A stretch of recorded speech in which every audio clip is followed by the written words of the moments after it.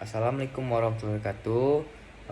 Perkenalkan, nama saya Muhammad Fikri Devsandra dengan NIM 240052204. Saya akan menceritakan sedikit kisah hidup Steve Jobs dan gaya kepemimpinan serta kesimpulan organisasi dari film Steve Jobs. Pada awalnya Steve Jobs ini berkuliah di salah satu universitas yang ada di US, dan dia berhenti kuliah karena kurangnya ekonomi. Akhirnya ia memilih bekerja, dan pada saat itu ia bekerja di salah satu perusahaan video games, dan ia merasa tidak bisa bekerja sama dengan orang lain karena sifat atau kepribadian dia. Pada akhirnya ia membuat sebuah perusahaan kecil yang bernama Apple Computer. Pada awalnya ia merekrut karyawan dengan memilih teman-teman dekatnya. Setelah sekian lama ia berhasil membuat perusahaannya sukses dan berhasil membuat salah satu produk dia yang bernama Apple II komputer yang digunakan untuk komputer PC atau komputer rumahan. Di sana dia sangat sukses dalam meluncurkan produk tersebut, dan pada setelah kemudian itu ia merasa terganggu karena dengan adanya dewan-dewan yang ada di perusahaannya, karena tidak bebas untuk menciptakan sebuah produk. Pada akhirnya ia lebih memilih untuk mengeluarkan dewan-dewan tersebut dan menjadi CEO sekaligus pemilik perusahaan tersebut. Kesimpulan budaya organisasinya, budaya organisasi pada film Steve Jobs ini yaitu menjadi pimpinan paling tinggi di sana, karena ia di sana pemegang saham paling tinggi yang menjadi CEO. Pada saat itu Steve Jobs tidak bisa melakukan inovasi pada komputer-komputernya karena perlu izin pada dewan yang memegang saham tersebut. Dan pada akhirnya Steve Jobs mengambil alih dan menjadi CEO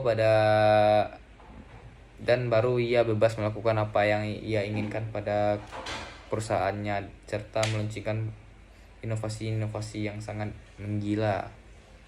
Gaya kepemimpinan Steve Jobs ini, ia sangat keras pada karyawan-karyawannya, staf di perusahaannya. Bahkan ia memecat langsung karyawannya yang tidak memiliki ambisi yang sangat besar baginya. Ia juga akan membuang orang-orang yang tidak setuju atau tidak sepemikiran dengan ambisinya, serta ia memilih menganggap argumen atau pendapatnya lebih baik dari orang lain. Steve Jobs juga memiliki visi dan misi yang sangat besar, dan ia memiliki gaya pemimpinan memberikan contoh secara langsung kepada karyawan-karyawannya, serta ia tidak menyukai pembantahan atau pengecualian terhadap apa yang dia telah sampaikan kepada karyawan-karyawannya.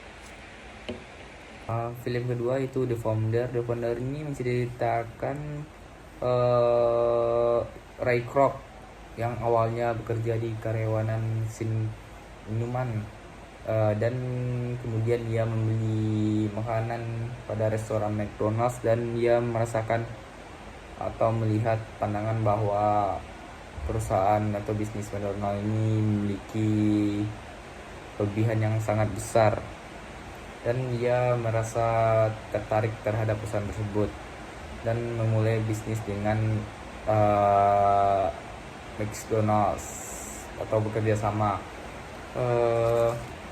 Kesimpulan dan budaya film The Founder ini, film ini menyampaikan cara Kroc mengubah serta mengembangkan bisnisnya dengan mengubah ide sederhana dan menjadikannya itu sebuah fenomena atau ide yang sangat menjanjikan. Namun dengan cara-cara yang merugikan orang lain, termasuk pendiri McDonald's sendiri. Gaya kepemimpinan Ray Kroc itu, yang pertama, ia bisa melihat dan merasakan